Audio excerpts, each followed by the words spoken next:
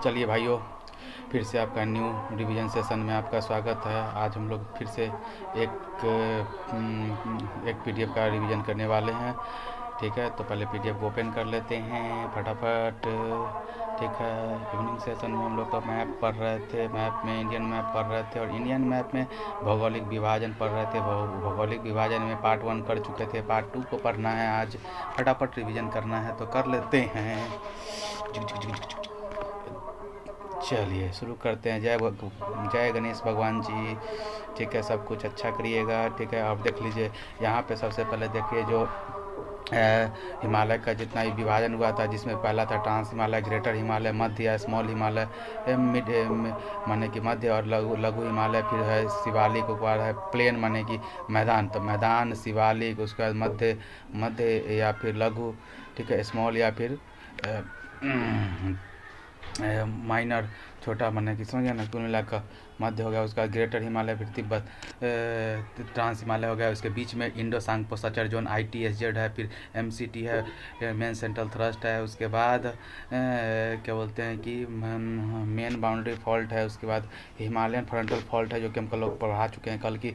Trans और greater के बीच में इंडियन सांगपो सचर जोन है। ग्रेटर और मध्य के बीच में मेन सेंट्रल थ्रस्ट है, और मध्य और शिवालिक के बीच में क्या बोलते हैं मेन बाउंड्री फॉल्ट है, और शिवालिक और प्लेन के बीच में हिमालयन फ्रंटल फॉल्ट है। ठीक है, आगे बात करते हैं बृहद हिमालय का। बात करते हैं ग्रेटर हिमालय या हिमाद्री।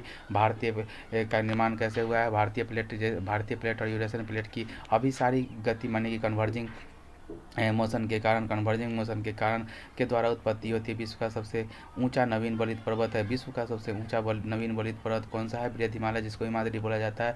हिमालय का विस्तार कहाँ पे? पाकिस्तान, भारत, नेपाल, भूटान और तिब्बत तक है। ठीक है, और इसका जो लंबाई है, इसका लंबाई 2400 से 2500 मीटर है।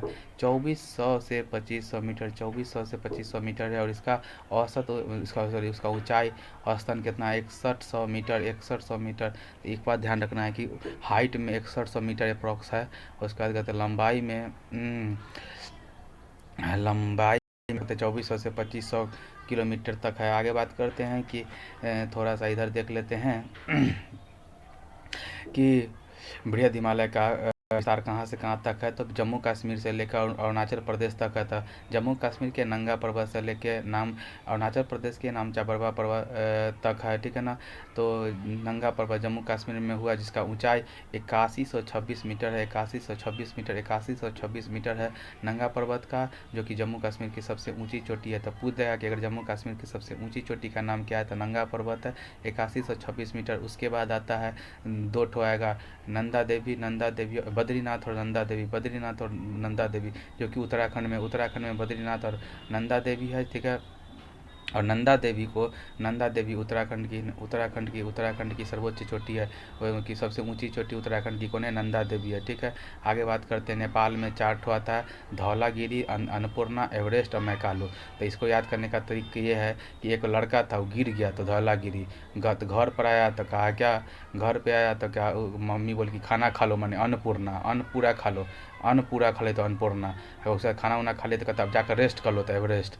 उसके बाद कहता है तो एक मैकालू है, मैंने तो फिर थोड़ा सा देखिए, जैसे कि एक लड़का है, गिर गया तो धौला गिरी। उसके बाद घर आया तब पूछा है कि मैं खा लूँ क्या, तो मैकालू।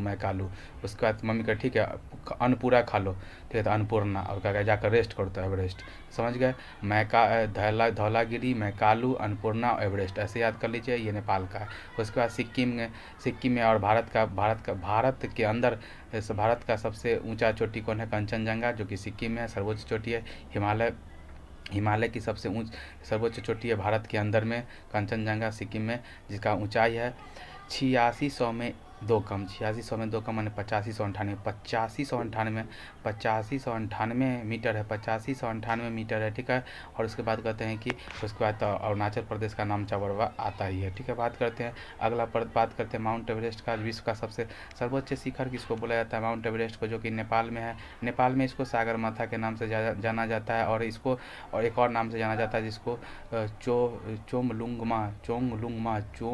चोमलुंगमा बोला जाता है, जिसका मतलब होता है पर्वतों की रानी बोला जाता है, जिसका लगभग ऊंचाई 8848 किलोमीटर, 8850 मीटर है। सबसे ऊंचा है, तो सबसे ऊंचा होगा ना 8600 से भी 8600 तो एवरेज है, 8600 तो एवरेज है, ठीक है। तो उससे ऊपर सबसे ऊंचा कौन है? 8848, माने 8848 मीटर ऊंचाई है, सबसे ऊंचा माउंट एवरेस्ट है। माउंट एवरेस्ट को फतह करने वाली पहले व्यक्ति कौन थी?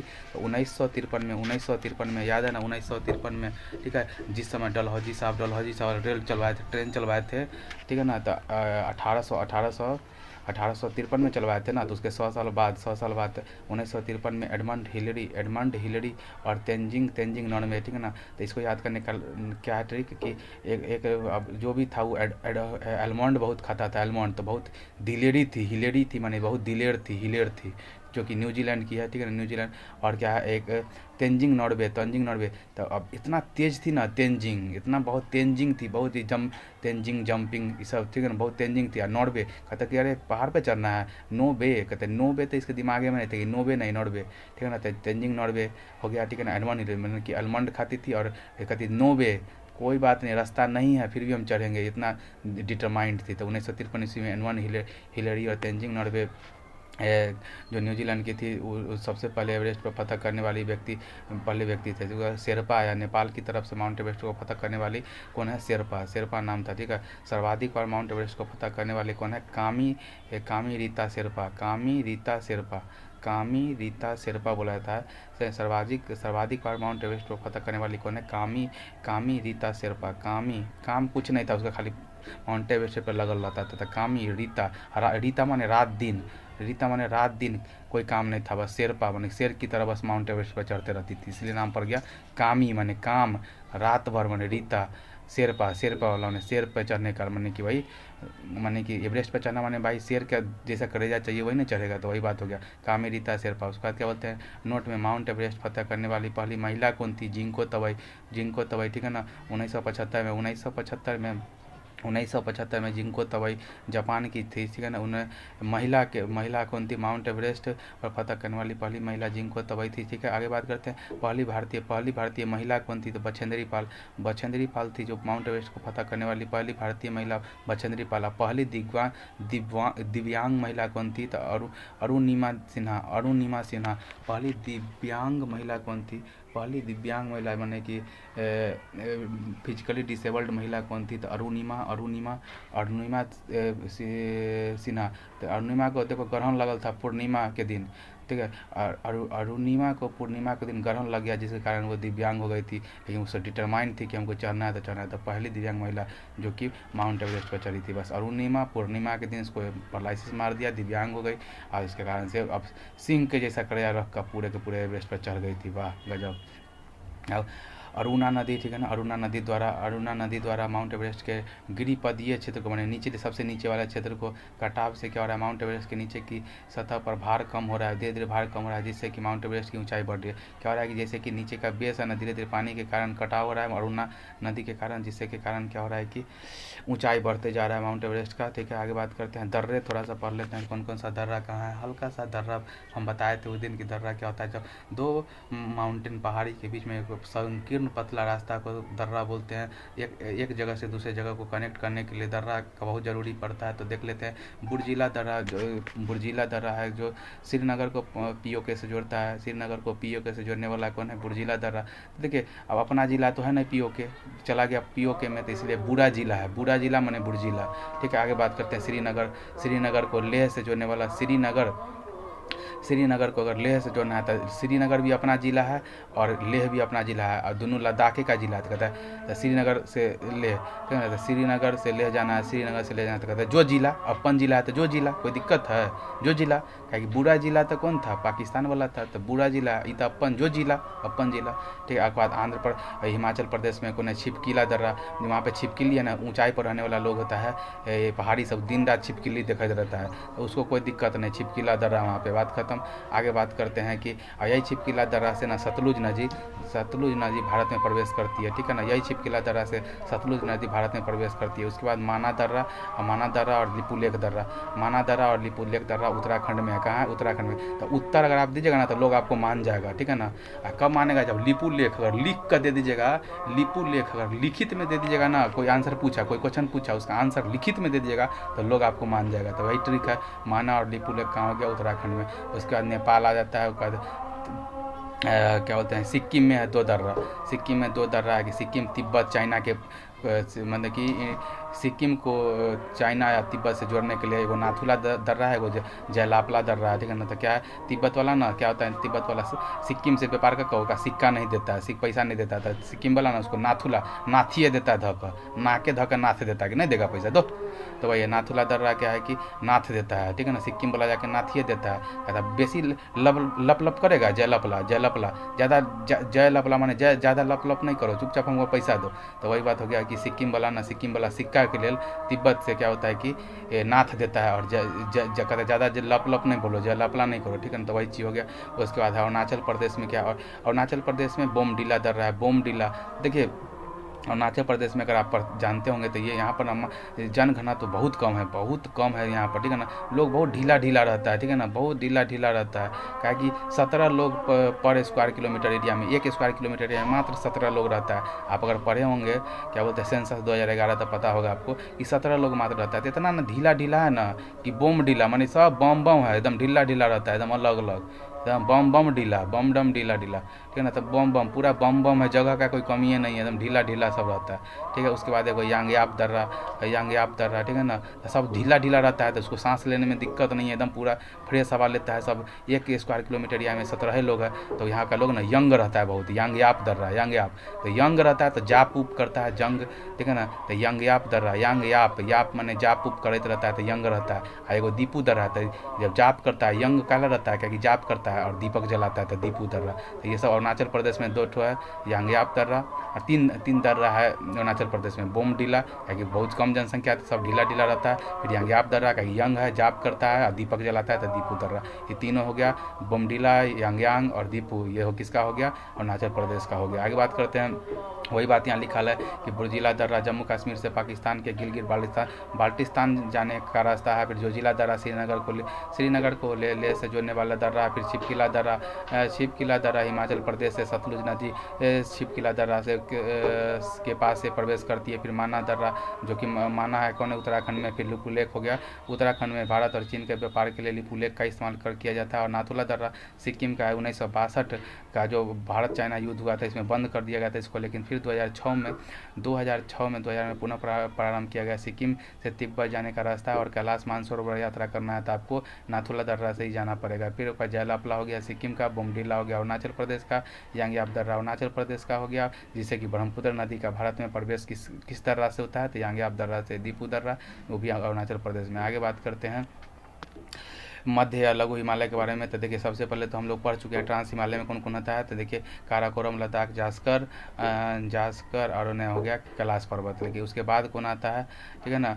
तो उसका ट्रांस हिमालय, उसका बृहद हिमालय हो गया कि नंगा पर्वत से लेकर नामचा पर्वत अरुणाचल प्रदेश तक हो गया। उसके बाद जो आता है, तो देखिए वो जो ट्रांस हिमालय और ये बृहद हिमालय के बीच में ITSZ आ गया। उसके बाद क्या है कि बृहद हिमालय और लघु हिमालय के मध्य में कौन सा हो गया, MCT मेन सेंट्रल थ्रस्ट हो गया, ठीक है ना।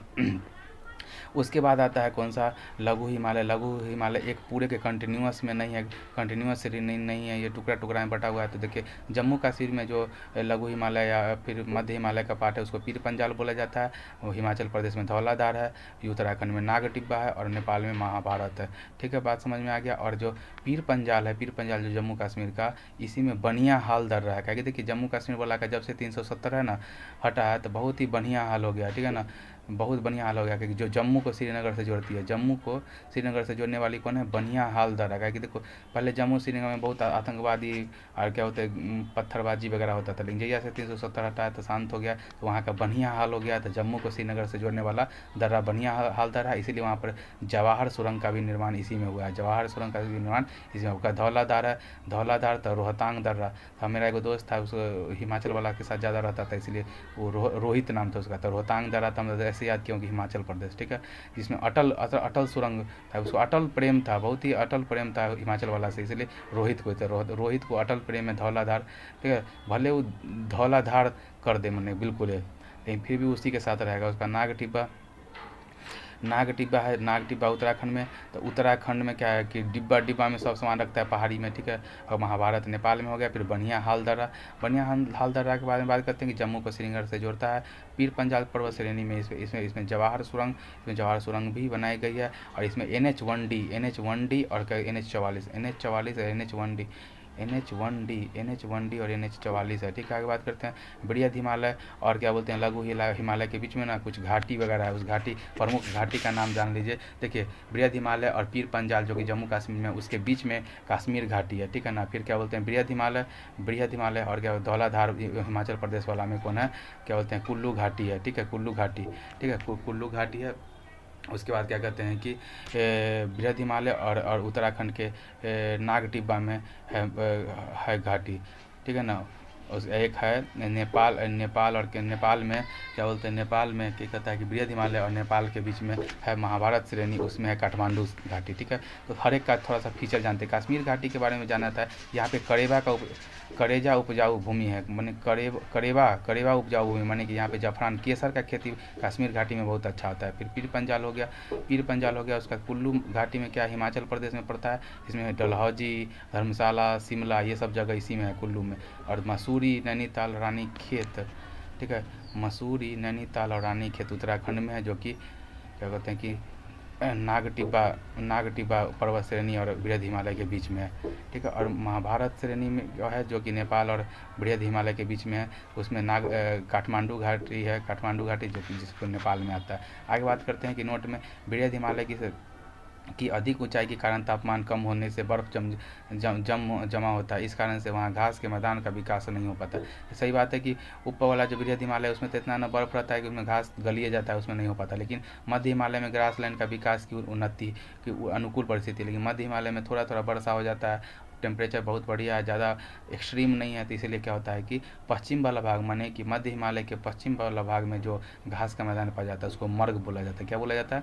मर्ग, जिसको सोनमर्ग, गुलमर्ग, राइट ना, सोनमर्ग, गुलमर्ग तो लघु हिमालय या फिर मध्य हिमालय में गुलमर्ग और क्या बोलते हैं कि गोलमर्ग, ये सब है, ठीक है ना। और जो पूर्व की तरफ जो घास का मैदान है उसको बुग्याल बोला जाता है। क्या बोला जाता है? बुग्याल। तो पूछ देगा कि मर्ग और बुग्याल किसके लिए फेमस है? तो चरावाह भूमि के लिए, ग्रासलैंड के लिए बहुत फेमस है। और एक और करेंट अफेयर का बात है कि जेड मोड़ सुरंग का शुभारंभ प्रधानमंत्री PM मोदी ने जोजिला सुरंग का भाग है, ठीक है ना। ये शुरुआत जोजिला सुरंग में किया है। जोजिला सुरंग किसको जाता है? लेह को श्रीनगर को लद्दाख से, या जो भी लेह को लद्दाख से जोड़ता है, ठीक है ना। लंबाई टोटल 6.5 किलोमीटर है, 6.5 किलोमीटर है, ठीक है। टू लेन का है 6.5 किलोमीटर है, ठीक है। जो कि जम्मू कश्मीर में गांदरबल जिले, जम्मू कश्मीर के गांदरबल जिले के गगनगीर एवं सोनमर्ग को जोड़ने के लिए गगनगीर और सोनमर्ग को जोड़ने के लिए यहाँ श्रीनगर लेह मार्ग पर 8650 मीटर ऊंचाई पर बना है, ठीक है ना। तो थोड़ा सा देखिए जेट सुरंग के बारे में जान लीजिए कि जेट सुरंग की शुरुआत कौन किया है? प्रधानमंत्री अभी तुरंत रिसेंटली किया है। जो जिला सुरंग में बना है 6.5 किलोमीटर लंबा है, 2 लेन का है। और जम्मू कश्मीर के गांदरबल जिला और गांदरबल ग से गगनगीर एंड सोनमर्ग को जोड़ने के लिए यह श्रीनगर ले मार्ग पर है, जो कि 8650 मीटर ऊंचाई पर है, ठीक है।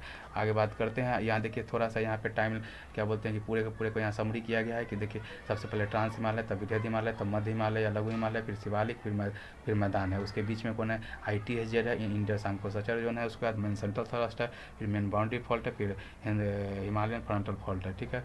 और शिवालिक जो होता है सबसे न्यूनतम ऊंचाई इसका होता है, ठीक है ना।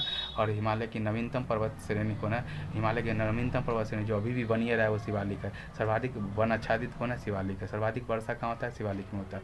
और MBF घाटी, ठीक है ना। MBF जो मेन बाउंड्री फॉल्ट है, जो कि मध्य हिमालय और वृहद हिमालय के बीच में मेन बाउंड्री फॉल्ट है। उसके पश्चिम वाला घास के मैदान को दून बोला जाता है, जिसको देहरादून।